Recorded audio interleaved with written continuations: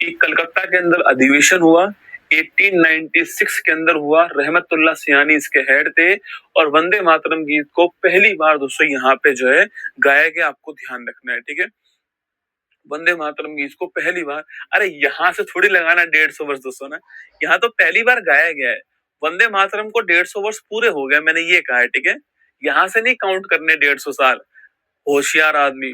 96 से तो गुरु जी 26, 150 साल हो रहे, 130 साल हो रहे हैं। अरे यहाँ से थोड़ी काम करना है।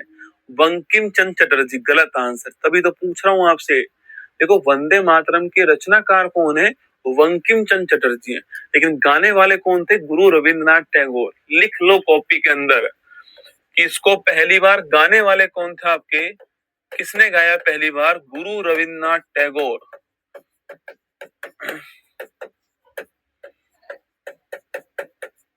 तो सब पहली बार गाने वाले कौन थे, गुरु रविंद्रनाथ टैगोर पहली बार गाने वाले थे, ध्यान रखना।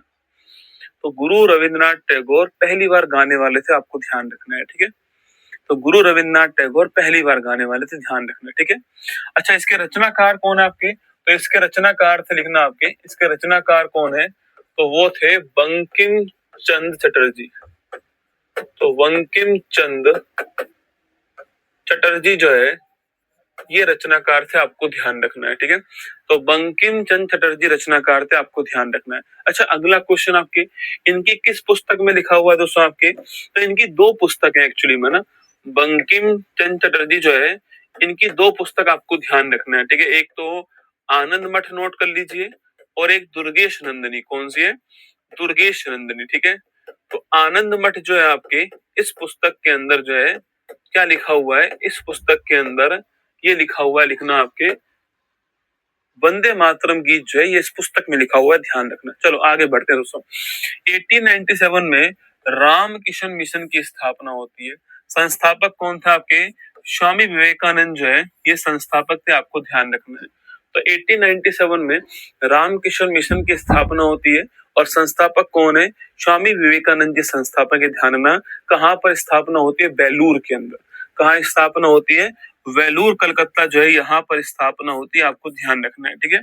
तो रामकिशन मिशन की स्थापना कब होती है, 1897 के अंदर होती है। कहाँ होती है, बेलूर के अंदर होती है। वेलूर कहाँ पर है, कलकत्ता के अंदर है। संस्थापक कौन था आपके, स्वामी विवेकानंद जी संस्थापक थे, ध्यान रखना, ठीक है। तो आगे बढ़िए, 1904 की बात करें आपसे, तो अभिनव भारत की स्थापना, ठीक है। अभिनव भारत बहुत ही प्रसिद्ध आपके जो है संस्था है, अभिनव भारत और मित्र मेला, ठीक है। तो अभिनव भारत विनायक दामोदर सावरकर, वीडी सावरकर जो है आपकी, इनके द्वारा नासिक में इसकी स्थापना होती है 1904 के अंदर, ठीक है। तो वीडी सावरकर जी ने 1904 में किसकी स्थापना कर दी, आपके अभिनव भारत की स्थापना कर दी, ध्यान रखना। वीडी सावरकर जी की दो है, अभिनव भारत और दोस्तों मित्र मेला, कौन है, मित्र मेला। तो ये भी आपको ध्यान रखना है, ठीक है, मित्र मेला और अभिनव भारत। इसके बाद देखिए, प्राचीन स्मारक संरक्षण जो अधिनियम है आपके, ये भी इसी टाइम पर आता है, ठीक है, 1904 में। जो हमारे मॉन्यूमेंट है आपके प्राचीन, उनके संरक्षण का जो अधिनियम है वो, और वायसराय कौन था आपके, करजन उस समय वायसराय थे, आपको ध्यान रखना है। तो प्राचीन स्मारक संरक्षण जो अधिनियम है आपके, यह भी 1904 का अधिनियम है, करजन के समय दोस्तों आता है, ये भी आपको ध्यान रखना है। तो 1904 के अंदर दो चीजें हो गई, एक तो अभिनव भारत की स्थापना हो गई और एक आपका प्राचीन स्मारक संरक्षण जो अधिनियम है आपके, ये हो गया, ठीक है। 1904 आपको ध्यान रखना है। तो आगे देखिए आपके 1905 की हम बात करते हैं, ठीक है। तो 1905 में आप जानते हो आपके बंगाल विभाजन जो है उसका वर्ष था आपके, और इसके विरोध में भारत में स्वदेशी आंदोलन की शुरुआत हुई, स्टाल लगाओ। तो 1905 के अंदर भारत में स्वदेशी जो आंदोलन है इसकी शुरुआत होती है, ठीक है। और ये कहाँ से होती है, कलकत्ता के टाउन हॉल से स्टार्ट होती है। कौन सी तारीख को होती है, 7 अगस्त 1905 को, ठीक है। तो 7 अगस्त 1905 को कलकत्ता के टाउन हॉल से ये शुरुआत होती है, आपको ध्यान रखना है, किसकी, विदेशी वस्तुओं का बहिष्कार, ठीक है। बंगाल विभाजन के विरोध में स्वदेशी आंदोलन स्टार्ट होता है 1905 के अंदर, कलकत्ता के टाउन हॉल से स्टार्ट होता है, 7 अगस्त की तारीख को स्टार्ट होता है, आपको ध्यान रखना है। तो 1905 में ही एक सोसाइटी की स्थापना और होती है, और वह आपके सर्वेंट्स ऑफ इंडिया सोसाइटी, क्या नाम है, सर्वेंट्स ऑफ इंडिया सोसाइटी जो है इसकी स्थापना होती है। और सर्वेंट्स ऑफ इंडिया सोसाइटी जो है, अगर दोस्तों मैं बात करूं आपसे इससे, सर्वेंट्स ऑफ इंडिया सोसाइटी जो है, अगर इसकी बात की जाए तो ध्यान रखना इसके संस्थापक कौन थे? गोपाल कृष्ण गोखले। कौन थे? गोपाल कृष्ण गोखले। तो गोपाल कृष्ण गोखले जो है यह इसके संस्थापक थे, आपको ध्यान रखना है। तो सर्वेंट ऑफ इंडिया सोसाइटी जो है इसकी स्थापना 1905 में होती है और गोपाल कृष्ण गोखले जो है आपके संस्थापक थे। ये भी आपसे सवाल दोस्तों पूछ लेता है एग्जाम के अंदर, इसको भी थोड़ा ध्यान रखना आपको, ठीक है। आगे दोस्तों बढ़िए। अच्छा, बंगाल विभाजन की डेट कौन सी तय हुई थी? 16 अक्टूबर की तारीख डेट आपके सेट हुई थी बंगाल विभाजन की, ठीक है, 16 अक्टूबर 1905। तो बंगाल जो विभाजन आपकी, इसकी डेट कौन सी तय होती है? 16 अक्टूबर 1905 जो है ये डेट तय होती है। इसी तारीख को बंगाल के अंदर दोस्तों आपके रक्षाबंधन दिवस के रूप में बनाया गया, ठीक है।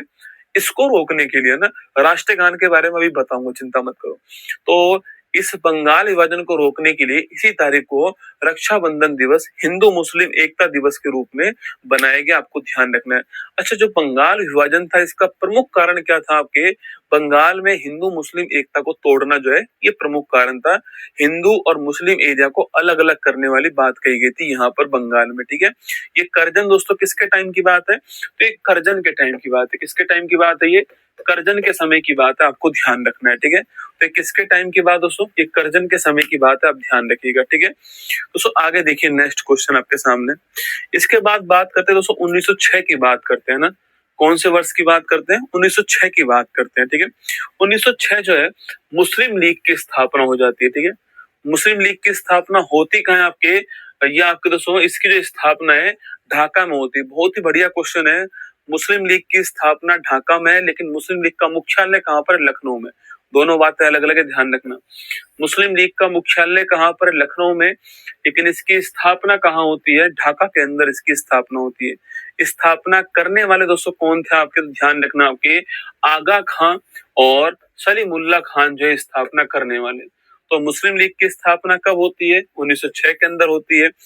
कहाँ होती है? ढाका के अंदर होती है। मुख्यालय कहाँ पर है? लखनऊ दोस्तों, यहाँ पर जो है ये इसका मुख्यालय हो गया आपके। अगला पॉइंट, आपके संस्थापक कौन थे? आगा खां और सलीमुल्लाह खान जो है ये संस्थापक थे आपको 1906 के अंदर मुस्लिम लीग में, आपको ध्यान रखना है, ठीक है। तो मुस्लिम लीग की स्थापना ढाका के अंदर हो चुकी है, ये आपको ध्यान रखना है। पर लखनऊ उसका मुख्यालय, ये भी दोस्तों आपको ध्यान रखना है। इसी 1906 के अंदर दोस्तों आपके, इसी 1906 में आपको ध्यान रखना है पहली बार स्वराज की मांग, ठीक है। तो स्वराज की पहली बार मांग किस अधिवेशन में होती है? 1906 के कलकत्ता अधिवेशन में दादा भाई नौरोजी लीड कर रहे थे अधिवेशन, वहां पे होती है, ठीक है। तो दादा भाई नौरोजी लीड कर रहे थे और कलकत्ता के अंदर अधिवेशन होता है, यहीं पर आपके होती है, ध्यान रखना है, ठीक है। तो 1906 में पहली बार स्वराज की मांग होती है, ध्यान रखना आपके। और दोस्तों आपके स्वदेशी, स्वशासन, बहिष्कार और राष्ट्रीय शिक्षा दोस्तों ना, एक्चुअली में चारों की चारों चीजें जो स्वदेशी है, स्वशासन है, बहिष्कार है या दोस्तों राष्ट्रीय शिक्षा आपके, ये हमारे यहाँ पर दोस्तों आपके, हमारे यहाँ पर जो दोस्तों आपके जो हमारे यहाँ पर दोस्तों आपके जो हमारे जो क्रांतिकारी थे आपके, या फिर जो हमारे उग्रवादी थे, ये उनके हथियार थे, लिखना। जो उग्रवादी थे हमारे यहाँ पर, इनके हथियार जो थे आपके, वो चार दोस्तों हथियार थे, ठीक है। देखो, एक विचारधारा थी उदारवादी, जिनका जो दोस्तों आपके जैसे फिरोज शाह मेहता, दादा भाई नौरोजी आपकी ये इसमें थे, ये एप्लीकेशन में बल देते, प्रार्थना, याचिका, इन पर बल देते। उग्रवादी के हथियार क्या थे आपके? स्वदेशी, स्वशासन, बहिष्कार, राष्ट्रीय शिक्षा, हड़ताल, ये इनके क्या थे आपके दोस्तों? ये इनके जो है उग्रवादियों के हथियार थे, आपको ध्यान रखना है, ठीक है। दोस्तों आगे देखिए, आपके 1907 के अंदर अधिवेशन कहाँ होता है? सूरत के अंदर। बहुत ध्यान से सुनना है। 1907 में सूरत अधिवेशन में कांग्रेस दो भागों में डिवाइड हो गया, गरम दल और नरम दल के अंदर, ठीक है। तो नोट कीजिएगा, सूरत दोस्तों अधिवेशन के अंदर कांग्रेस दो गुटों में बट गया, नरम दल और गरम दल दोस्तों ना। नरम दल कौन? आपके जो प्रार्थना याचिका की बात करते हैं, ठीक है, वो उदारवादी। कौन? उदारवादी, ठीक है। और गरम दल में कौन आते हैं आपके? उग्रवादी। कौन आते हैं? उग्रवादी, जो राष्ट्रीय शिक्षा, बहिष्कार, स्वदेशी, इनके ऊपर बल देते हैं, ठीक है, वो इसमें आते हैं, ठीक है। सूरत अधिवेशन, कितनी बार क्वेश्चन पूछा गया है कि सूरत जो अधिवेशन था इसके अध्यक्ष कौन थे। दो ऑप्शन होते हैं, रास बिहारी घोष या रास बिहारी बोस। सुनो मेरी बात को। अब अभी तो दोस्तों आपको याद हो गया कि रास बिहारी घोष थे। जब पेपर में रास बिहारी घोष भी हो और रास बिहारी बोस भी हो तब दोस्तों मामला फंस जाता है कि घोष था या बोस था। यस या नो दोस्तों, कि रास बिहारी घोष था या रास बिहारी बोस था। तो मेरी एक कहानी सुनना आप लोग दोस्तों। एक्चुअली में 1907 के अंदर नरम दल वाले कह रहे थे कि हमारा हेड बनाओ और गरम दल वाले कह रहे थे कि हमारा हेड बनाओ। नरम दल वाले बोल रहे थे कि रास बिहारी जो घोष है इनको हेड बनाओ। गरम दल वाले बोल रहे थे कि बाल गंगाधर तिलक को दोस्तों हेड बनाओ। फिर नरम दल वाले जीत गए और फिर गरम दल वाले क्या हो गए, अलग हो गए किससे, कांग्रेस से। इसलिए यहाँ पर हो गया विभाजन। तो किसका दोस्तों हेड बना आपके, अरे सो हेड किसका बना आपके, सो नरम दल का हेड बना। किसका, नरम दल जो है इसका हेड बना। और नरम दल से कौन थे, घोष, ठीक है। क्योंकि याद करो आपके एक थे सुभाष चंद्र बोस, और कैसे आदमी थे वो, गरम दल के आदमी थे ना। तो बोस तो नहीं आएगा क्योंकि बोस तो कौन है, बोस गरम दल वाले हैं। सुभाष चंद्र बोस, रास बिहारी बोस, तो वो नहीं आएगा। कौन आएगा, तो रास बिहारी घोष आएगा। कौन आएगा, रास बिहारी बोस। नरम दल से कौन है, रास बिहारी घोष, आपको ध्यान रखना है, ठीक है। 1907 के सूरत अधिवेशन में रास बिहारी घोष जो है, तो बोस बोस भाई भाई गरम दल, यहाँ कौन सा, नरम दल, ऐसे आप याद कर लेना, ठीक है। चलिए दोस्तों 1908 की बात करूं आपसे, तो मुजफ्फरपुर में बम कांड, स्टार लगाओ दोस्तों आपके। मुजफ्फरपुर में जो किंग्स फोर्ट था आपके, इसकी जो आपकी रैली निकल रही थी उसके ऊपर खुदीराम बोस और आपके प्रफुल्ल चौकी जो है आपके, इन्होंने जो है बम फेंक दिया, आपको ध्यान रखना है। तो 1908 मुजफ्फरपुर में आपके किंग्स फोर्ट की रैली में खुदीराम बोस और प्रफुल्ल चाकी ने बम फेंक दिया, आपको ध्यान रखना है। तो ये घटना भी नोट कीजिए, 1908 के अंदर मुजफ्फरपुर बम कांड में खुदीराम बोस और प्रफुल्ल चाकी ने, दोस्तों आपके कहते प्रफुल्ल चाकी ने आपके बम फेंक दिया, आपको ध्यान रखना है, ठीक है। अगला 1909 की बात करूं आपसे, तो एक एक्ट आता है मार्ले मिंटो एक्ट। कौन सा एक्ट आता है, मार्ले मिंटो है दोस्तों ना। अब देखो ये नाम है मार्ले मिंटो, सवाल पूछे कि इसमें वायसराय कौन है, तो मिंटो वायसराय। मार्ले मिंटो में वायसराय कौन है, मिंटो। और इसमें भारत सचिव कौन है आपके, तो मार्ले साहब भारत सचिव। मार्ले मिंटो एक्ट में भारत सचिव कौन है, मार्ले। और मिंटो कौन है आपके, मिंटो हो गया वायसराय, ठीक है। इस अधिनियम में उसको नोट करना आपके कि भारत में सांप्रदायिक निर्वाचन की शुरुआत कहाँ पे होती है, तो भारत में सांप्रदायिक निर्वाचन जो है इसकी जो शुरुआत है, कम्युनल जो इलेक्शन की शुरुआत है वो यहीं पे होती है, ठीक है। तो भारत में सांप्रदायिक जो निर्वाचन है इसकी शुरुआत कहाँ पर होती है, इसी मार्ले मिंटो एक्ट में होती है, ठीक है। तो भारत में सांप्रदायिक जो निर्वाचन है इसकी शुरुआत किसमें होती है, मार्ले मिंटो एक्ट के अंदर होती है, ध्यान रखना, ठीक है। मार्ले मिंटो एक्ट में मार्ले कौन है, भारत सचिव है। और सो मिंटो कौन है आपके, मिंटो जो है आपके वायसराय है, ठीक है, ध्यान रखना। सांप्रदायिक निर्वाचन की बात को दोस्तों आपके एक्चुअली में मुस्लिमों की रहती है ना। तो सो मान लो ये एक एरिया है, सो मान लो एक एरिया है, ठीक है। इस एरिया के अंदर अभी क्या होता है दोस्तों, अभी ये होता है, मान लो ये एरिया है और इसमें ये सीट एससी के लिए रिजर्व हो गई, ठीक है, मान लो ऐसा हो गया। तो होता ऐसा है कि भाई जो व्यक्ति खड़ा होगा ना दोस्तों वो एससी का होगा, यहाँ पे जो चुनाव लड़ेगा वो एससी का होगा। बाकी वोट तो हर कोई डाल सकता है, यहाँ पे जनरल वाला भी वोट डालेगा, एसटी वाला भी वोट डालेगा, एससी वाला भी डालेगा, सब डालेंगे यहाँ पर वोट, लेकिन खड़ा कौन होगा, केवल एससी वाला। अभी ये होता है यहाँ पे दोस्तों, ये हो गया कि मान लो ये एरिया मुस्लिम के लिए रिजर्व कर दिया, तो यहाँ पे खड़ा भी मुस्लिम होगा और वोट भी केवल मुस्लिम डालेंगे। कितना खतरनाक है दोस्तों, इस एरिया में वोट भी केवल मुस्लिम डालेंगे और खड़ा भी मुस्लिम होगा। ये होता है सांप्रदायिक निर्वाचन, कम्युनल इलेक्शन कहते हैं, ठीक है। और इसके बीज कहाँ बोए गए थे, 1909 के मार्ले मिंटो एक्ट में बोए गए, आपको ध्यान रखना है, ठीक है। तो 1909 का मार्ले मिंटो एक्ट दोस्तों एग्जाम में सवाल पूछ सकता है आपसे, ठीक है। दोस्तों अगला क्वेश्चन आपके 1911 का दिल्ली दरबार, लगाओ स्टार, महत्वपूर्ण क्वेश्चन दोस्तों आपके। 1911 का दिल्ली दरबार, भारत में बंगाल विभाजन का दोस्तों विरोध नहीं थक रहा था, रुक नहीं रहा था। 1911 के अंदर जॉर्ज पंचम जो है वो भारत आए थे, उनके लिए आपके दिल्ली दरबार का दोस्तों आयोजन भारत के अंदर किया गया। एक कमेटी बनाई गई जिसका नाम था अरुणडेल कमेटी, और उस कमेटी की सिफारिश पर भारत में जो बंगाल विभाजन है इसको समाप्त कर दिया गया, आपको ध्यान रखना है। सेकंड दोस्तों, कलकत्ता से राजधानी को कहाँ लाया गया? आपके दिल्ली लाया गया। और ये घोषणा 1911 में होती है और 1912 के अंदर जो है यह जो आपके लागू था, इसको लागू कर दिया गया। तो देखिए, ब्रिटिश सम्राट जॉर्ज पंचम जो है आपके, ये भारत दोस्तों आए थे और इस दरबार में बंगाल जो विभाजन है इसको रद्द कर दिया। देखना कौन सी कमेटी की रिकमेंडेशन थी? आपके अरुंडेल कमेटी की रिकमेंडेशन है। तो अरुंडेल समिति जो है, इसकी अनुशंसा पर जो भारत में जो बंगाल विभाजन था, तो बंगाल विभाजन है किस वर्ष का? किस वर्ष का? आपके 16 अक्टूबर का ना, लेकिन 16 अक्टूबर 1905 का, लेकिन किस वर्ष में रद्द हुआ है? 1911 के अंदर। ठीक है, अगला क्वेश्चन आपके सामने, इसी दरबार में भारत की राजधानी को कलकत्ता से दिल्ली बनाने की अनुमति प्रदान कर दी, लेकिन कब हुई आपके? पूछूं आपसे, चेंज कब हुई आपके? तो चेंज होती है 1912 में ना। घोषणा कब होती है? 1911 में। चेंज कब हो गई? चेंज हो गई दोस्तों 1912 में, आपको ध्यान रखना है। अगला पॉइंट, कलकत्ता जो अधिवेशन था, इसमें पहली बार जन गण मन गाया गया। तो कलकत्ता अधिवेशन में पहली बार जन गण मन जो है, जो भारत का नेशनल एंथम है, जो भारत का राष्ट्रीय ज्ञान गान है, वो पहली बार गाया गया। आपको ध्यान रखना है। ठीक है, तो कलकत्ता अधिवेशन में जन गण मन पहली बार गाया गया।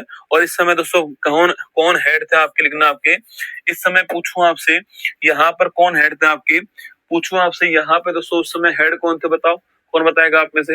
अरे उस समय यहाँ पर हेड कौन थे आपके?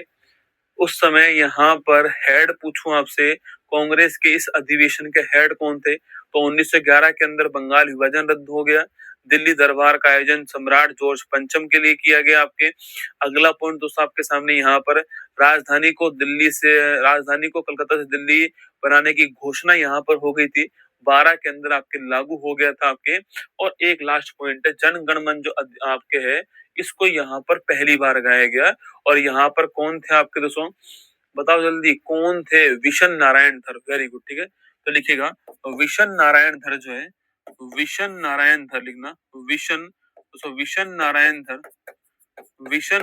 धर ये यहाँ पर हेड थे। आपको ध्यान रखना है। ठीक है, तो विशन नारायण धर जो है, ये कलकत्ता अधिवेशन के आपके हेड थे 1911 के अंदर। आपको ध्यान रखना है। इसके बाद देखिए नेक्स्ट पॉइंट दोस्तों ना, 1912 की बात करूं, कलकत्ता के स्थान पर दिल्ली को भारत की राजधानी बनाया गया। कौन से महीने की बात है? अप्रैल महीने की बात है।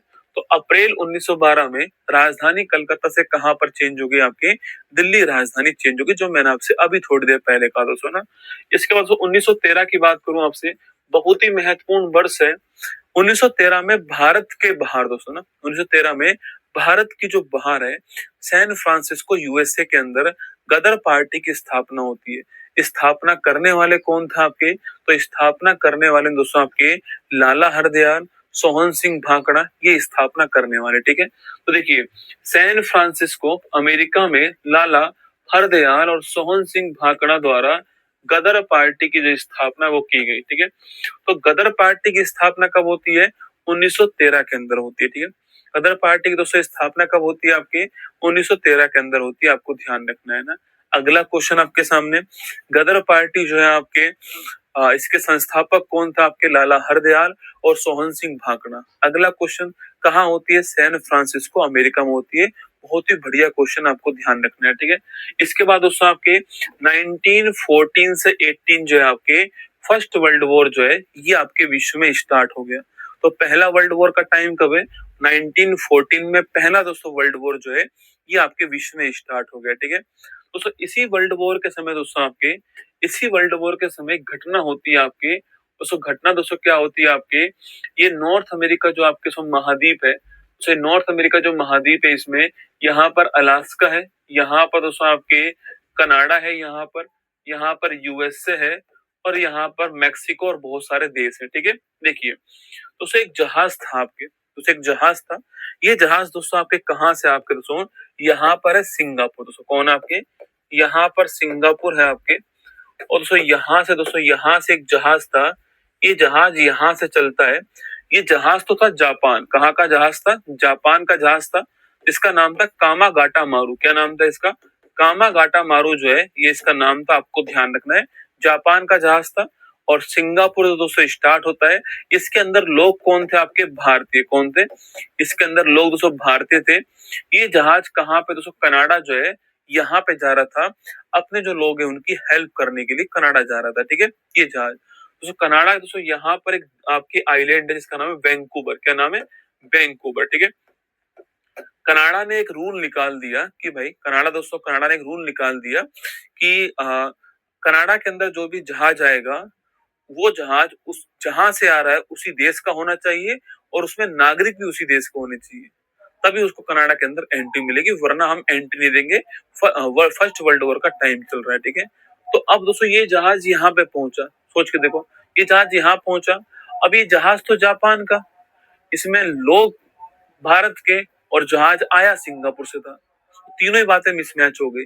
जहाज जापान का, लोग भारतीय, और आया कहां से? सिंगापुर से। तो इन्होंने बेटा इस जहाज को दोस्तों एंट्री नहीं दी। इन्होंने इस जहाज को एंट्री नहीं दी आपके। इन्होंने खूब कोशिश कर ली पर इनका एंट्री नहीं मिली इस जहाज में। दोस्तों वापस लौटना पड़ा जहाज को। और सो वापस लौट करके आपके एक स्थान था आपके सो वापस लौट के एक स्थान था आपके जिसका नाम था वापस लौट के एक स्थान था कलकत्ता के अंदर। कहाँ पे था आपके? कलकत्ता के अंदर एक स्थान था। यहाँ पे इसको खाली होना पड़ा दमदम स्थान पे, ठीक है। कलकत्ता में दमदम स्थान था, यहाँ पे इसको खाली होना पड़ा, इसको एंट्री नहीं मिली।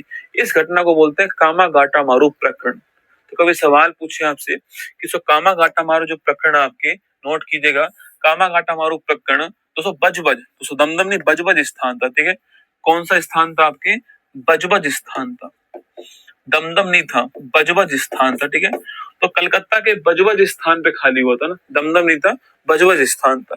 तो इसलिए इसको क्या बोलते हैं बेटा? इसलिए दोस्तों इसको जो है नोट करना, कामागाटा मारू प्रकरण भी कहते हैं, इसी को बज बज प्रकरण भी कहते हैं आपके। और कनाडा में भारतीयों के प्रवेश के दोस्तों बारे में विवाद था। और ये जहाज कहाँ का था? ये जहाज जो है आपके जापान का जहाज था। कहाँ का जहाज था? जापान का जहाज था दोस्तों आपके। ये स्टार्ट कहाँ से हुआ था? ये स्टार्ट सिंगापुर से हुआ था। और इसका डेस्टिनेशन कौन सा था आपके? कहाँ से इसको रिटर्न कर दिया, लिखना आपके वैंकूवर से इसको रिटर्न कर दिया, ठीक है। वैंकूवर कहाँ पर? कनाडा के अंदर है, यहाँ से रिटर्न कर दिया। ये वापस तो खाली कहाँ हुआ आपके? तो दमदम स्थान जो है कहाँ पर, सॉरी बजबज स्थान जो है, दमदम क्यों आ जा रहा है मेरे को, बजबज स्थान कहाँ पर है? कलकत्ता के अंदर बजबज स्थान है, यहाँ पर जो है ये खाली हुआ, आपको ध्यान रखना है, ठीक है। तो 1914 के अंदर 1914 के अंदर कामागाटा मारू प्रकरण हुआ था। बहुत ही महत्वपूर्ण घटना है। सवाल ही पूछता है जहाज कहाँ का था? जापान का। स्टार्ट कहाँ से? सिंगापुर से। रिटर्न आपके कहाँ से हो गया? वैंकूवर से। और कहाँ खाली हुआ वापस? बजबज स्थान पे खाली हुआ। इसलिए इसको कामागाटा मारू प्रकरण कहते हैं, इसी को बजबज प्रकरण भी कहते हैं, आपको ध्यान रखना है, ठीक है। ये दोनों पॉइंट दोस्तों आपको यहाँ पे जो है ये ध्यान रखना है आपके कामागाटा मारू घटना के बाद में 1914 के बारे में, ठीक है। इसके बाद में गांधी जी वापस भारत आ रहे हैं, ठीक है।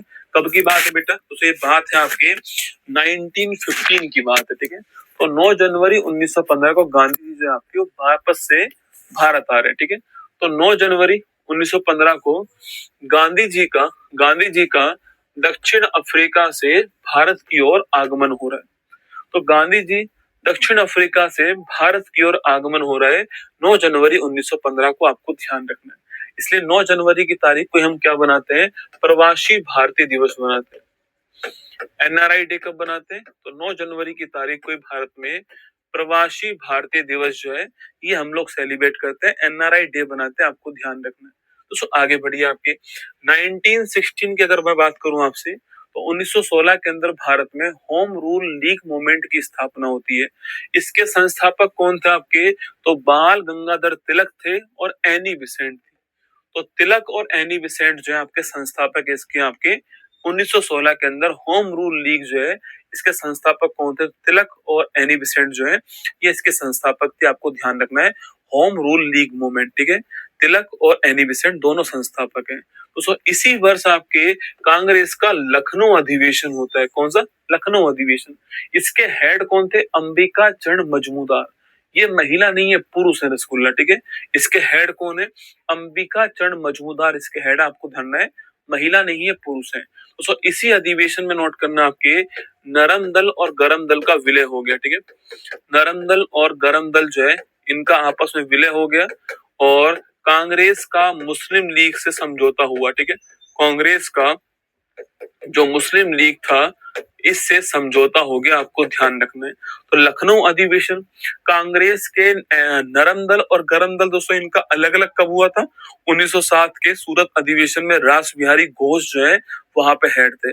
कब इनका वापस में विलय मर्ज हो गया? आपके 1916 के लखनऊ अधिवेशन में हो गया, जहां पर अंबिका चरण मजूमदार इसकी हेड थी, आपको ध्यान रखना है। ठीक है, अगला क्वेश्चन, इसी अधिवेशन में कांग्रेस और मुस्लिम लीग जो है इनके मध्य पैक्ट हो गया, कांग्रेस और मुस्लिम लीग जो है इनके मध्य समझौता हो गया, आपको ध्यान रखना है। ठीक है दोस्तों, आगे बढ़िएगा।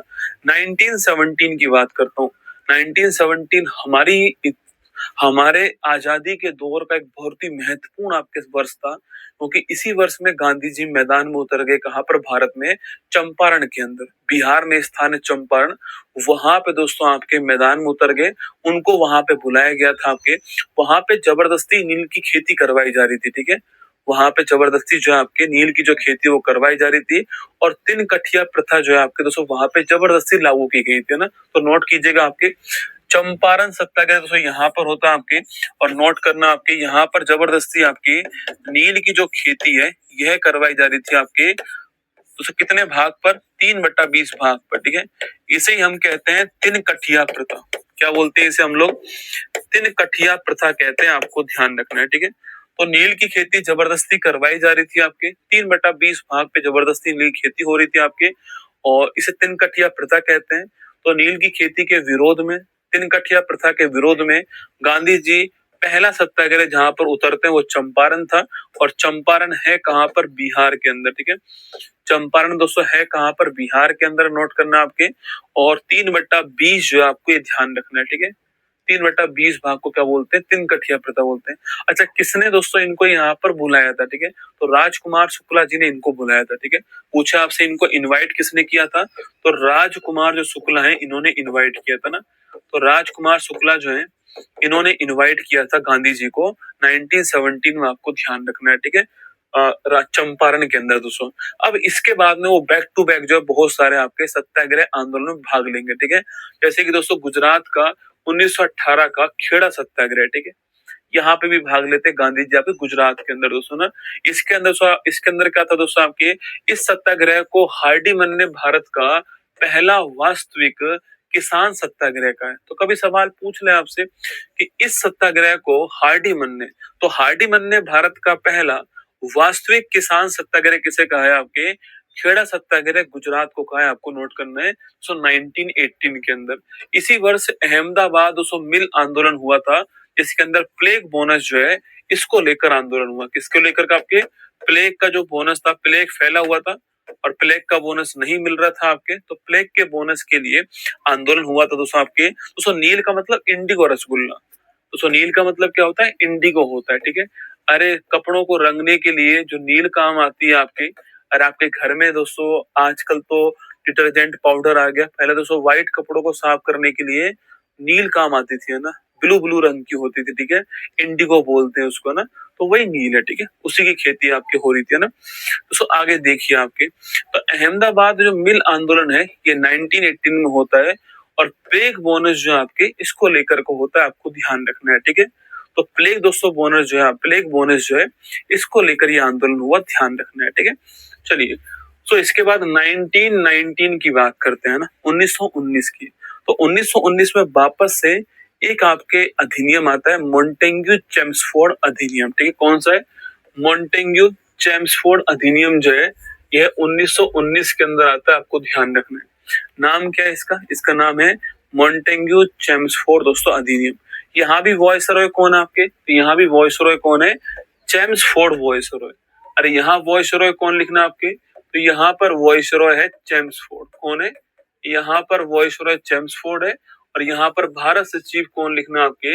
यहाँ पर भारत सचिव जो है कौन है आपके? मॉन्टेग्यू। ठीक है, तो इसे मॉन्टेग्यू चेम्सफोर्ड अधिनियम कहते हैं।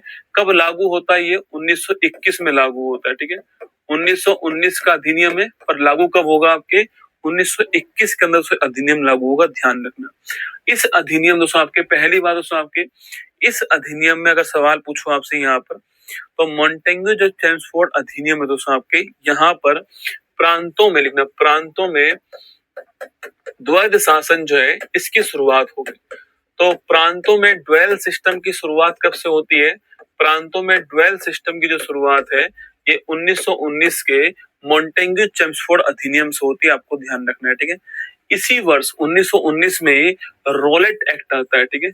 इसी वर्ष 1919 में सिडनी रोलेट की दोस्तों अध्यक्षता में रोलेट एक्ट आता है, आपको ध्यान रखना है। इसे काला कानून कहते हैं, ना वकील ना अपील ना दलील का कानून कहते हैं, ठीक है। तो इस एक्ट को दोस्तों बिना वकील बिना अपील और बिना दलील का कानून कहते हैं, आपको ध्यान रखना है, ठीक है। तो जो रोलेट एक्ट है इसे काला कानून कहते हैं, ठीक है। तो रोलेट एक्ट है इसे काला कानून कहते हैं, ना अपील का और ना दलील का और ना वकील का कानून कहते हैं, आपको ध्यान रखना है, ठीक है। किसको? रोलेट एक्ट को सिडनी रोलेट की अध्यक्षता में 1919 के अंदर दोस्तों आता है। इसी 1919 में एक घटनाक्रम होती है और वो है जलियांवाला बाग हत्याकांड। आप सभी परिचित हो इस घटनाक्रम से। जलियांवाला बाग हत्याकांड आपके 13 अप्रैल 1919 को होता है, आपको ध्यान रखना है, ठीक है। दिन था दोस्तों, बैसाखी का दिन था आपके, और यहाँ पर सैफुद्दीन किचलू जो है आपके दोस्तों, उनकी जो गिरफ्तारी थी दोस्तों, उसके विरोध में ये सब शांतिपूर्वक विद्रोह कर रहे थे। अमृतसर में जलियांवाला बाग स्थान है, वहां पर कर रहे थे आपके दोस्तों, और वहां पर जो आपके वहां पर गोली चलाने का आदेश दिया गया, और उससे क्या हुआ, वहां पर जलियांवाला बाग हत्याकांड हो गया, आप सभी जानते हैं, 13 अप्रैल 1919 को, आपको ध्यान रखना है।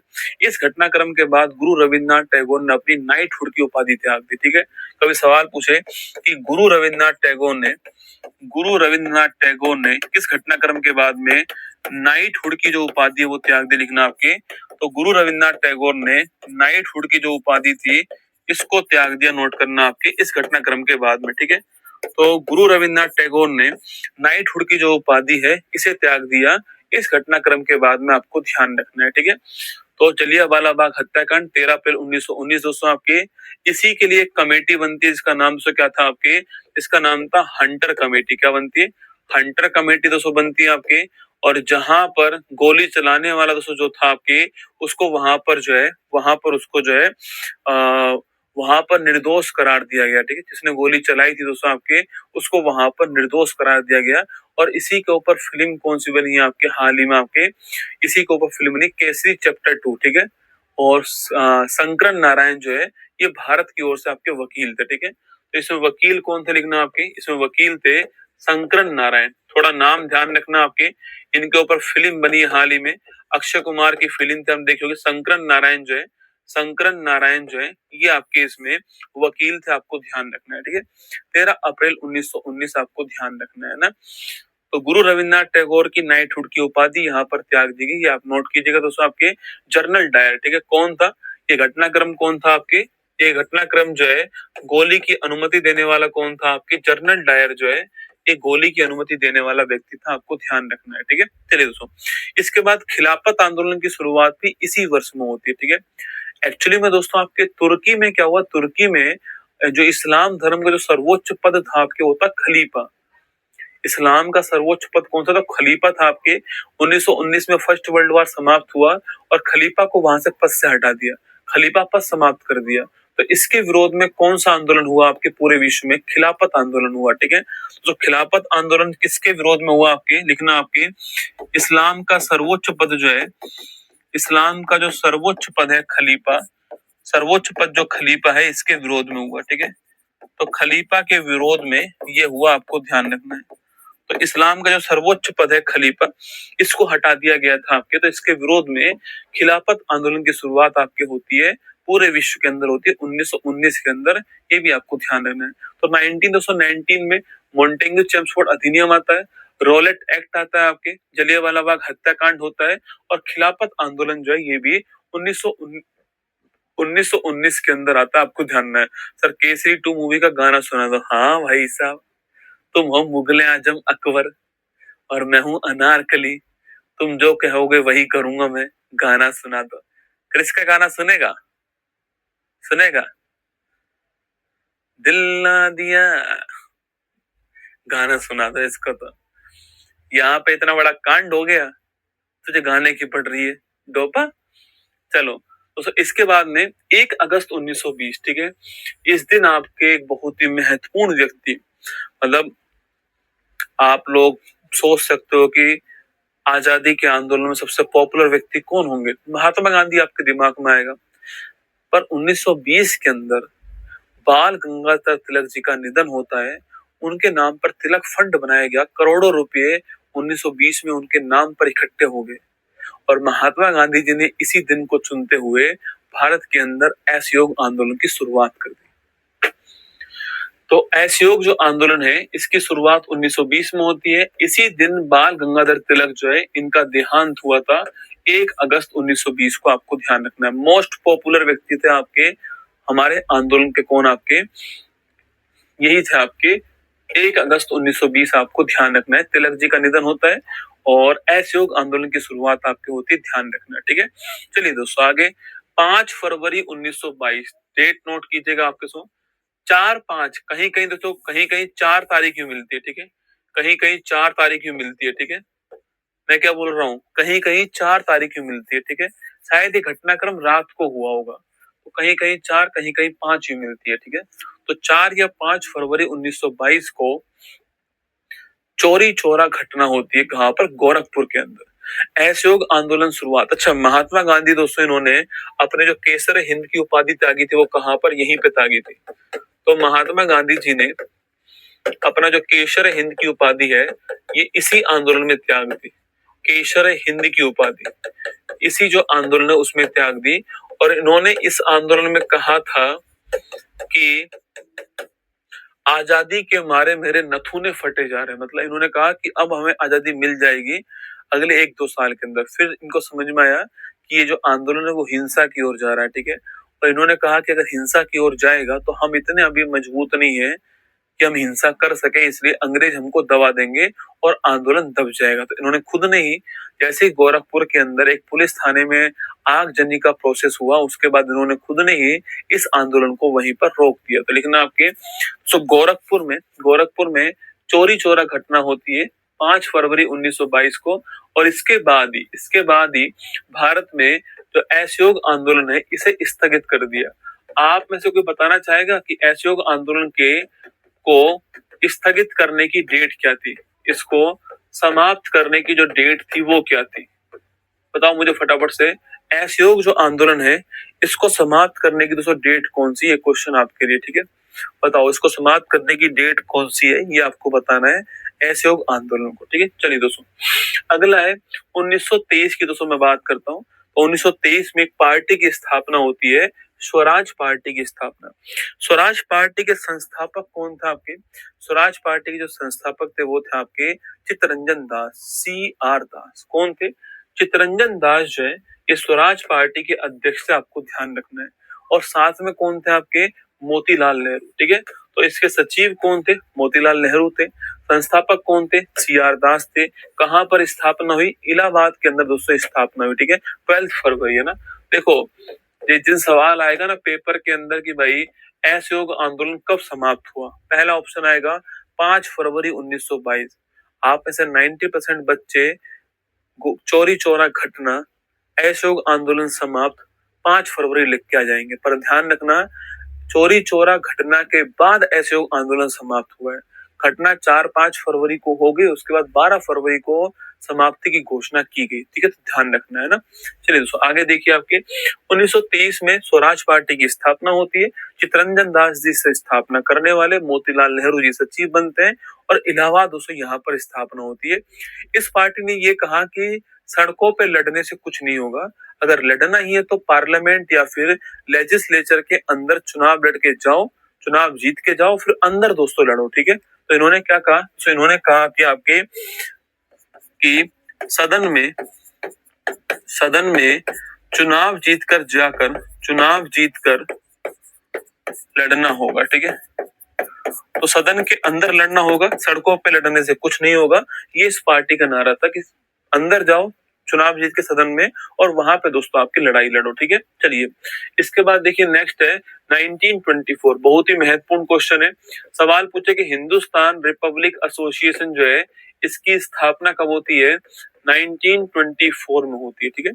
तो हिंदुस्तान रिपब्लिक एसोसिएशन की स्थापना कहाँ पे होती है? 1924 के अंदर हिंदुस्तान रिपब्लिक एसोसिएशन HRA की स्थापना होती है। ये आपको ध्यान रखना है, ठीक है। स्थापना करने वाले कौन थे? सचिंद्र नाथ सान्याल जी स्थापना करने वाले। कहाँ पर हुई थी? कानपुर के अंदर स्थापना। तो हिंदुस्तान रिपब्लिक एसोसिएशन की स्थापना कानपुर के दोस्तों अंदर होती है आपके। यहाँ पर राम प्रसाद बिस्मिल, योगेश चंद्र चटर्जी दोस्तों आपके जन्मनाथ गुप्त, सचिंद्रनाथ सान्याल, चंद्रशेखर आजाद, ये सब लोग शामिल थे। आपको ध्यान रखना है इसके अंदर, ठीक है दोस्तों। अगला क्वेश्चन आपके सामने, इसी का नाम हिंदुस्तान सोशलिस्ट रिपब्लिक एसोसिएशन, आपके मतलब कौन सा वर्ड जुड़ गया? आपके एस वर्ड जुड़ गया। एस का मतलब आपके सोशलिस्ट है ना। अरे एस का मतलब क्या हो गया? सोशलिस्ट हो गया। आपको ध्यान रखना है।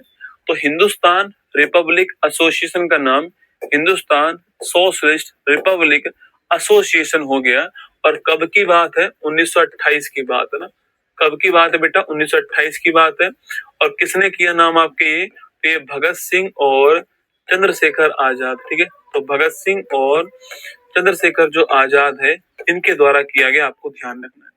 तो भगत सिंह और चंद्रशेखर दोस्तों आजाद ने इसका नाम हिंदुस्तान सोशलिस्ट रिपब्लिक एसोसिएशन कर दिया। कहां से किया था? आपके दिल्ली के फिरोज शाह कोटला मैदान से, ठीक है। सवाल पूछो आपसे, ये नाम कहाँ चेंज हुआ आपके? तो फिरोज शाह कोटला, वर्तमान में तो इसका नाम जो है अरुण जेटली स्टेडियम हो चुका है। तो फिरोज शाह कोटला जो मैदान है दिल्ली के अंदर, यहाँ से हुआ, ठीक है। तो फिरोज शाह कोटला मैदान दिल्ली के अंदर जो है ये HSR है, हिंदुस्तान सोशलिस्ट रिपब्लिक एसोसिएशन जो है, इसकी स्थापना होती है 1928 में। इसका नाम चेंज हो गया, ध्यान रखना, ठीक है दोस्तों। आगे देखिए, 1924 में बेलगाम अधिवेशन होता है। कहां पर होता है? कर्नाटक के अंदर होता है। ये एकमात्र ऐसा अधिवेशन था जिसकी अध्यक्षता महात्मा गांधी जी द्वारा की गई। तो 1924 का जो बेलगाम अधिवेशन था, ये दोस्तों एकमात्र अधिवेशन है जिसकी अध्यक्षता महात्मा गांधी जी के द्वारा की गई। इससे पहले, इसके बाद में किसी भी अधिवेशन की अध्यक्षता महात्मा गांधी जी ने नहीं की। इसके बाद जो अधिवेशन हुआ 1925 के अंदर, यह कानपुर के अंदर हुआ और उसके अध्यक्ष जो है सरोजिनी नायडू उसकी अध्यक्ष बनाई गई, ठीक है। चलिए तो आगे बढ़ते हैं। आपके 9 अगस्त यानी कि दिसंबर 1925 में कानपुर अधिवेशन हुआ आपके। और पहला भारतीय महिला अध्यक्ष जो है सरोजिनी नायडू बनती है। देखो, कांग्रेस की जो पहली महिला अध्यक्ष है ना, कांग्रेस की पहली जो महिला अध्यक्ष है वो कौन बनती है? तो कांग्रेस की पहली महिला जो अध्यक्ष है, यह 1917 में एनी विसेंट बनती है, ठीक है। 1917 में एनी विसेंट बनती है। और कहाँ की? कलकत्ता की। तो 1917 में कलकत्ता के अंदर एनी विसेंट जो है कांग्रेस के पहली आपके महिला अध्यक्ष बनती है, क्योंकि एनी विसेंट भारत की नहीं थी। तो भारत की पहली भारतीय महिला अध्यक्ष कौन होंगे आपके? तो वो होंगी बेटा, लिखना आपके सरोजिनी नायडू। आपको ध्यान रखना है। तो पहली भारतीय दोस्तों महिला अध्यक्ष कौन है आपके? तो वह आपके सरोजिनी नायडू कानपुर अधिवेशन की पहली भारतीय महिला अध्यक्ष बनती है, नोट करना। और दिसंबर 1925 के अंदर, ध्यान रखना, ठीक है। इससे पहले एक बड़ी महत्वपूर्ण आपकी घटना होती है 9 अगस्त 1925, ठीक है, जिसके ऊपर रंग दे बसंती फिल्म बनी है। अगर आपने देखी हो फिल्म दोस्तों, रंग दे बसंती फिल्म आपके काकोरी ट्रेन एक्शन। आज इसका नाम काकोरी दोस्तों ट्रेन डकैती नहीं है, ठीक है। आज इसका नया नाम क्या हो चुका है? आज इसका नया नाम काकोरी ट्रेन एक्शन हो चुका है ना। काकोरी ट्रेन एक्शन जो है इसका नाम हो चुका है, ठीक है। पहले इसका नाम काकोरी ट्रेन कांड था, अब इसका नाम काकोरी ट्रेन एक्शन हो चुका है। राम प्रसाद बिस्मिल, चंद्रशेखर आजाद, अशफाक उल्ला खान, राजेंद्र लाहिड़ी, ये सब लोग इसमें शामिल थे ना। कौन कौन शामिल थे इसमें?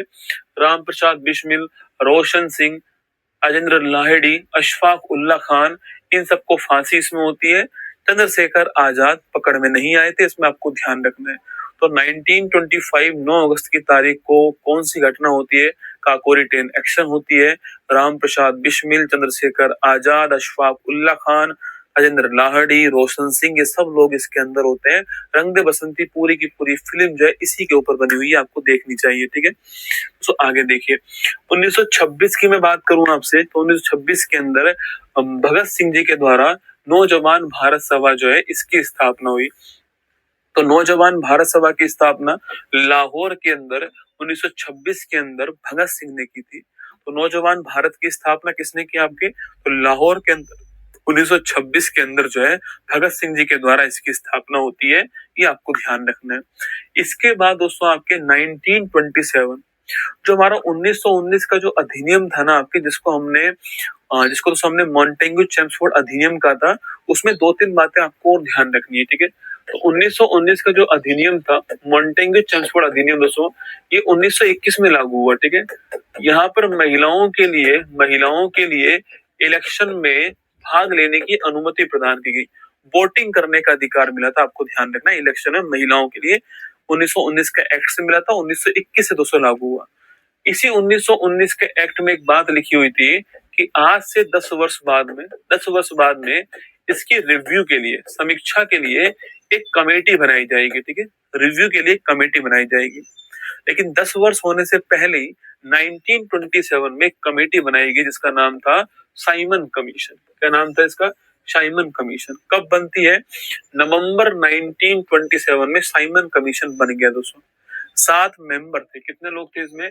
7 मेंबर थे। सातों के सातों विदेशी मेंबर थे, इसलिए इसका खूब विरोध हुआ दोस्तों, खूब विरोध हुआ। आपके सरोजिनी नायडू, लाला लाजपत राय, इन्होंने खूब विरोध जो है महाराष्ट्र के अंदर किया, इसका ध्यान रखना है, ठीक है।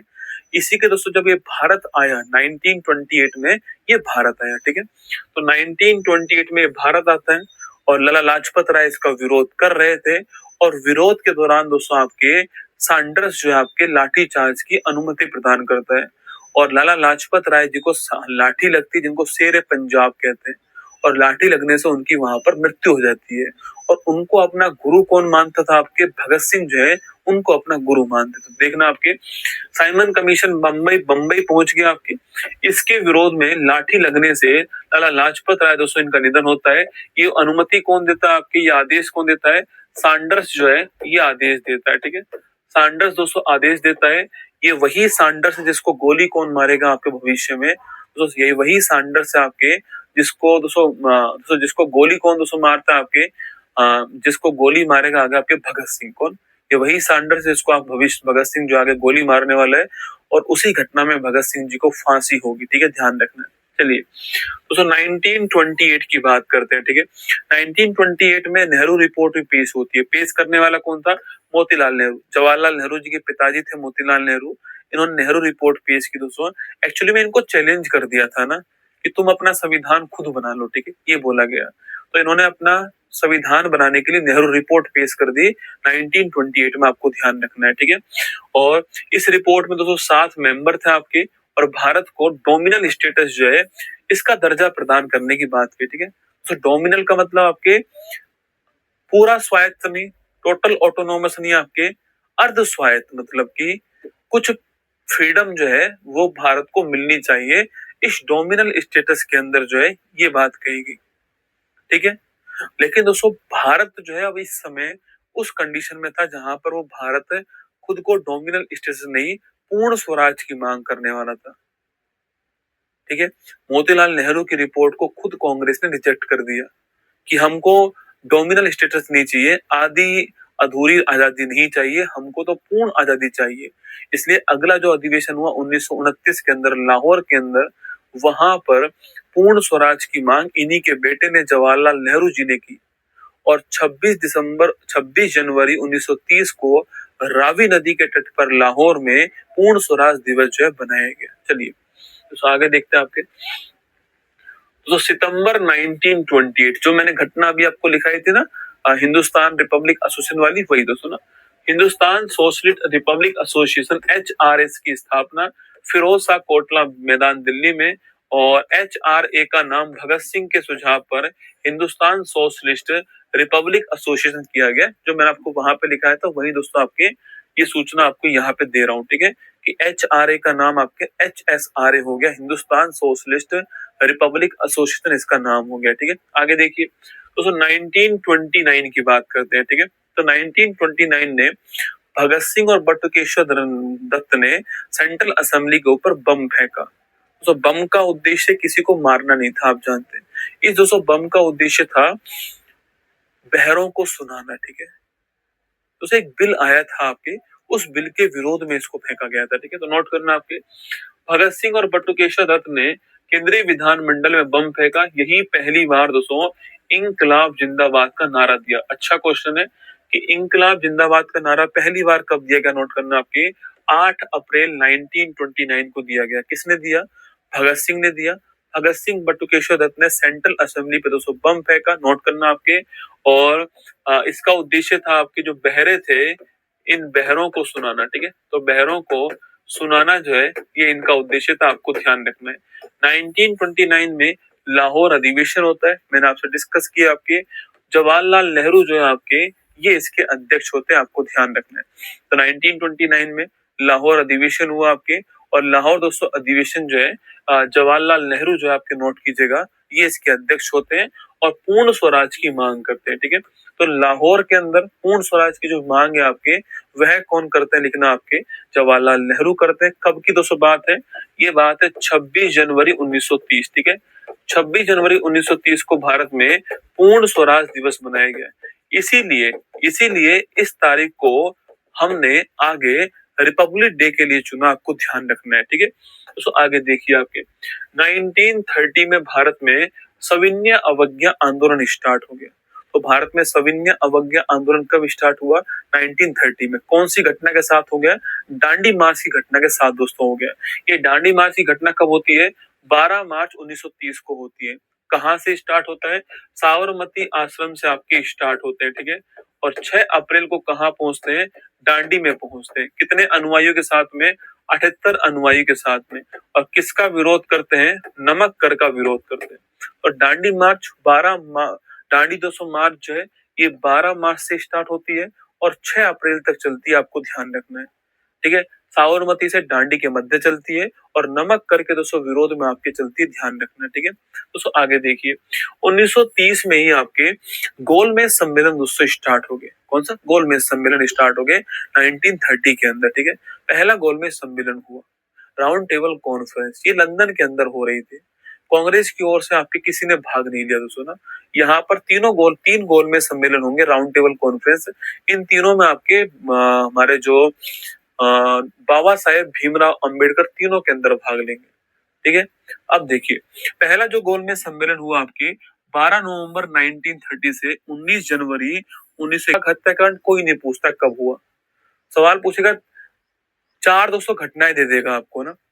सब दांडी मार्च, पहला गोलमेज सम्मेलन, गांधी इरविन पैक्ट। ठीक है, सेकंड गोलमेज सम्मेलन पूछेगा, इनको सही क्रम में जमाओ, वहां फंस जाती है गाड़ी दोस्तों।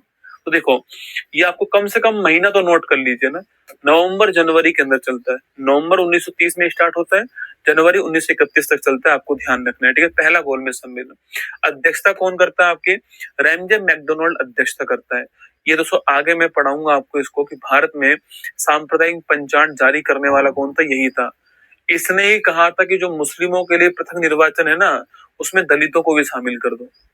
और वही दोस्तों फिर आपके जो है महात्मा गांधी जी जेल के अंदर जो है अनशन पे बैठ जाएंगे, फिर बाबा साहब अम्बेडकर जी मनाने के लिए आएंगे, पूना पैक्ट होगा, वो उसी घटना के बाद होगा। ठीक है, तो नोट करना आपके इस अधिवेशन में कांग्रेस ने भाग नहीं लिया, ध्यान रखना।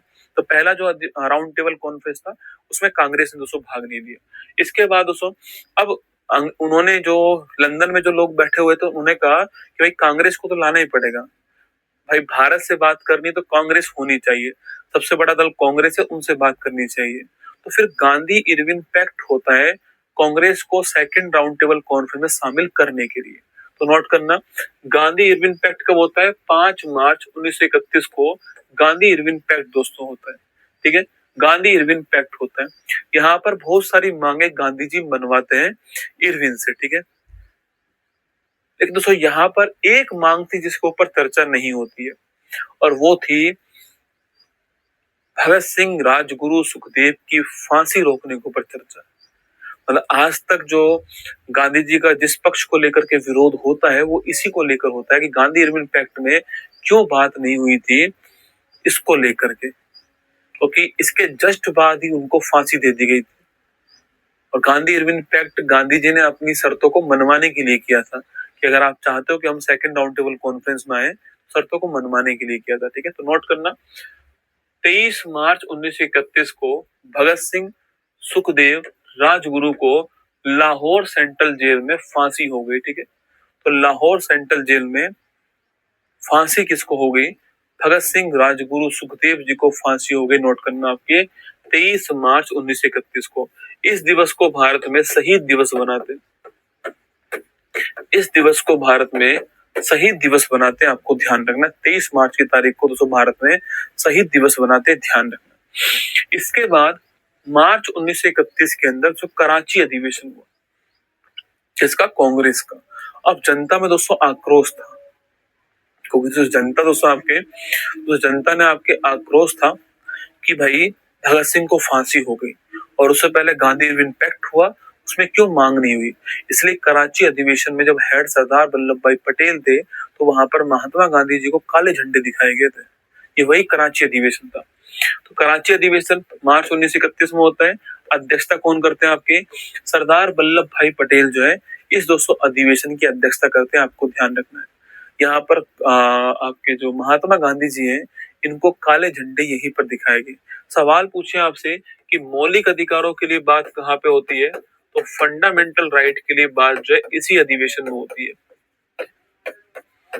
फंडामेंटल राइट जो है इसके लिए जो बात होती है वो इसी अधिवेशन में होती है, आपको ध्यान रखना है। ठीक है, तो फंडामेंटल राइट के लिए जो बात दोस्तों, भारत में 2 शहीद दिवस है, एक तो 30 जनवरी को महात्मा गांधी जी की डेथ होती है तब आपके, और एक 23 मार्च को भगत सिंह जी की डेथ होती है, उसमें ना 2 शहीद दिवस है।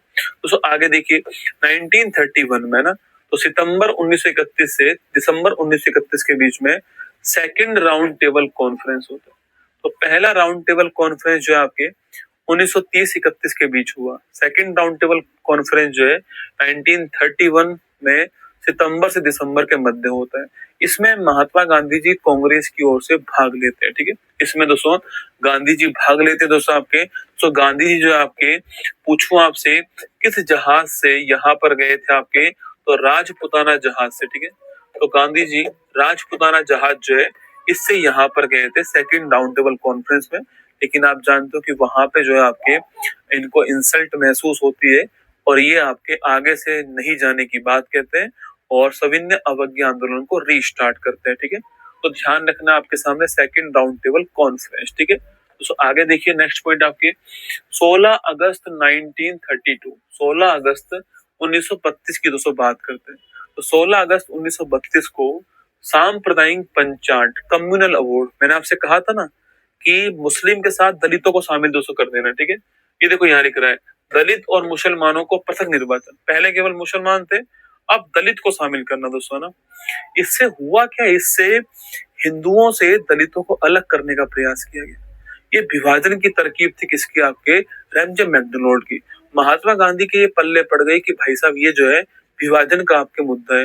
वो यरवदा जेल पुणे में बैठ के अनशन के ऊपर कि कुछ भी कर लेंगे पर आरक्षण देना चाहो दे दीजिए दलितों को, पर अलग नहीं होने देंगे आपके। और फिर दोस्तों वहीं पे 24 सितंबर 1932 को होता है पूना पैक्ट। ठीक है, तो सांप्रदायिक निर्वाचन जो आपके कम्युनल अवार्ड, रैमजे मैकडोनाल्ड, दलित और मुसलमानों को पृथक निर्वाचन, यरवदा जेल पुणे के अंदर आपके। और पूना पैक्ट भी कब होता है? पूना पैक्ट भी 24 सितंबर 1932 को पूना पैक्ट होता है। गांधी जी और बाबा साहेब भीमराव अंबेडकर जी के बीच में होता है। किसके बीच में होता है? गांधी जी और बाबा साहेब भीमराव अंबेडकर जो है इनके बीच में होता है, आपको ध्यान रखना है। ठीक है, और इस पैक्ट के अनुसार पृथक निर्वाचन जो है व्यवस्था जो है इसको समाप्त कर दी गई। कब की बात है ये? 24 सितंबर 1932 की बात है, आपको ध्यान रखना है। गांधी और बाबा साहब अंबेडकर जी के बीच में पूना पैक्ट होता है, नोट करना। ये जो मैं आपको 1930, 31, 32 की घटनाएं लिखवा रहा हूँ ना, ये पेपर में निश्चित तौर पर क्रम से आती है, एक क्रम से जमाओ इनको। तो इनको क्रम से दोस्तों आपको ध्यान रखना है घटनाओं को। ठीक है, दोस्तों क्रम से आपको ध्यान रखना है। ठीक है, कि 1930 12 मार्च 1930 को दांडी यात्रा भारत में स्टार्ट होती है। ठीक है, नवंबर जनवरी 1930-31 में आपके पहला राउंड टेबल दोस्तों कॉन्फ्रेंस होता है। इसके बाद में गांधी इरविन पैक्ट होता है। भगत सिंह, राजगुरु, सुखदेव को फांसी होती है। कराची अधिवेशन होता है। सेकंड राउंड टेबल कॉन्फ्रेंस नवंबर सितंबर दिसंबर के बीच में आपके 1931 में होता है। सांप्रदायिक दोस्तों पंचायत जो है आपके ये अगस्त 1932 में होता है और पूना पैक्ट जो है आपके सितंबर 1932 के अंदर पूना पैक्ट होता है, आपको ध्यान रखना है, ठीक है।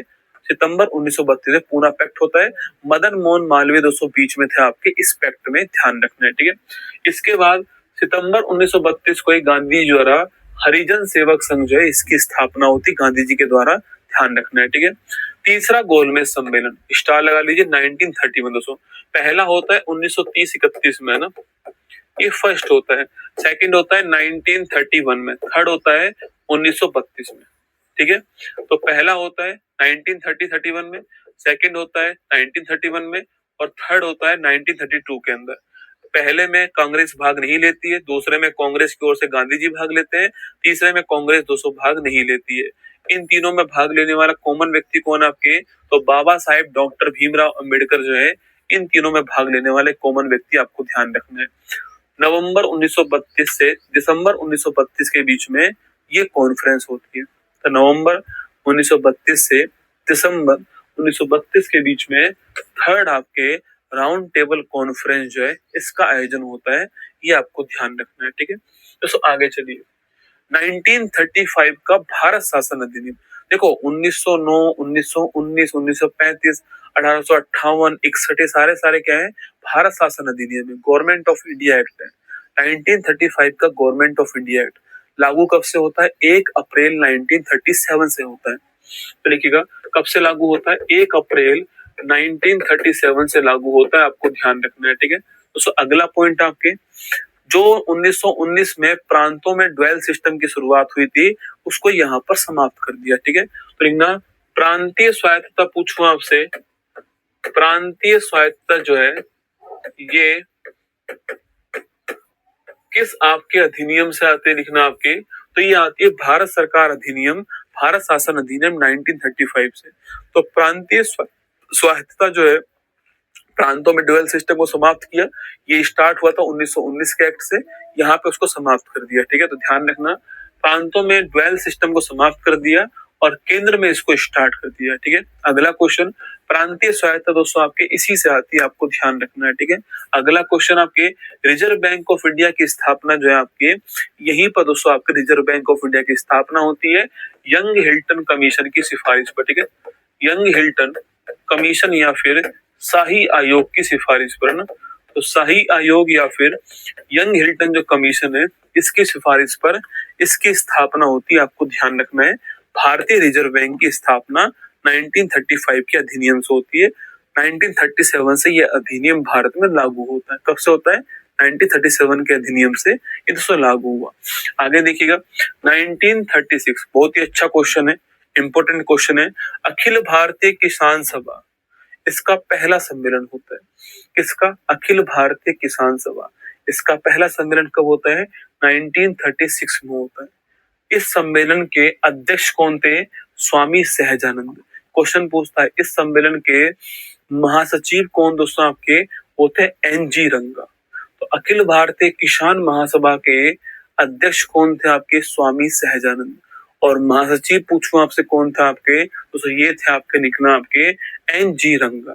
और ये अधिवेशन कहाँ पे हुआ था, लखनऊ के अंदर। तो अखिल भारतीय किसान सभा जो है इसका पहला सम्मेलन होता है। अध्यक्ष कौन होते हैं आपके, स्वामी सहजानंद जी इसके अध्यक्ष होते हैं। महासचिव कौन होते हैं आपके, एन.जी. रंगा साहब महासचिव हैं। एग्जाम के लिए महत्वपूर्ण क्वेश्चन आपको 1936 जो है ये ध्यान रखना है, ठीक है।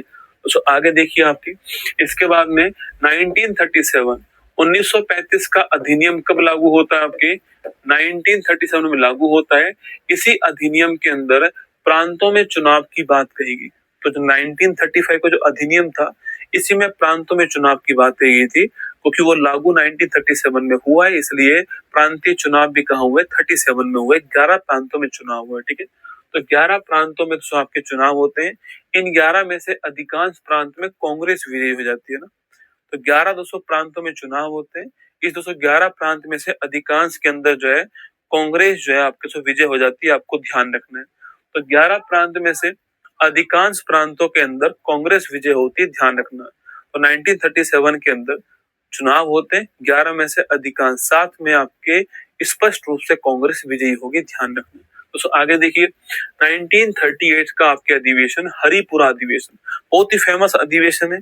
सुभाष चंद्र बोस इसके हेड होते हैं हरिपुरा अधिवेशन के 38 में दोस्तों। इसके बाद अगला वर्ष होता है 1939 का, त्रिपुरी अधिवेशन का टाइम दोस्तों आता है। मध्य प्रदेश में त्रिपुरी स्थान जो है वहां पर अधिवेशन होता है। अब इस अधिवेशन में महात्मा गांधी जी खड़ा करते हैं किसको, पट्टाभी सीतारामैया को खड़ा करते हैं अपनी तरफ से, और सामने सुभाष चंद्र बोस वापस से लड़ते हैं। कमाल की बात ये थी कि वहां पे सुभाष चंद्र बोस जो है वो यहाँ पर जीत गए और पट्टाभी सीतारामैया वहां पर हार गए। लेकिन सुभाष चंद्र बोस जानते थे कि पट्टाभी सीतारामैया महात्मा गांधी जी की तरफ से खड़े हुए हैं, इसलिए उन्होंने इस्तीफा दे दिया कांग्रेस से और हरिपुरा अधिवेशन का भी त्रिपुरी अधिवेशन का भी हेड बनने से मना कर दिया। फिर बाद में डॉक्टर राजेंद्र प्रसाद जो है इसका हेड बनाया गया। तो नोट करना, त्रिपुरी अधिवेशन दोस्तों आपके विवाद जो है अध्यक्ष को लेकर होता है। गांधी जी के विरोध के बावजूद बोस ने पट्टाभी सीतारामैया को हराकर अध्यक्ष पद जीता, लेकिन आंतरिक मतभेदों के कारण बाद में इस्तीफा दे दिया, जिसके बाद डॉक्टर राजेंद्र प्रसाद जो है अध्यक्ष बनाए गए। और फिर इसके बाद दोस्तों 1939 में कांग्रेस से अलग होकर के सुभाष चंद्र बोस ने फॉरवर्ड ब्लॉक की स्थापना की। ठीक है, तो 1939 में फॉरवर्ड ब्लॉक की स्थापना करने वाले कौन थे, सुभाष चंद्र बोस फॉरवर्ड ब्लॉक की स्थापना करने वाले। ये भी आपको ध्यान रखना है। कब की बात दोस्तों, 1939 की बात है, ये आपको ध्यान रखना है। इसके बाद देखिए नेक्स्ट दोस्तों आपके, इसके बाद में विश्व के अंदर सेकेंड वर्ल्ड वॉर की शुरुआत होती है। 1939 से 1945 जो है सेकेंड वर्ल्ड वॉर की शुरुआत आपके इसके बाद में होती है। अब सेकेंड दोस्तों वर्ल्ड वॉर में जो आपके मित्र देश थे दोस्तों आपके, जैसे कि इंग्लैंड, अमेरिका, ये सब एक तरफ थे।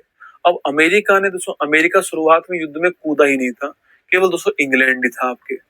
इंग्लैंड के ऊपर सभी देशों ने मिलकर दबाव बनाया कि भाई भारत को शामिल करो किसके अंदर, सेकेंड वर्ल्ड वॉर के अंदर।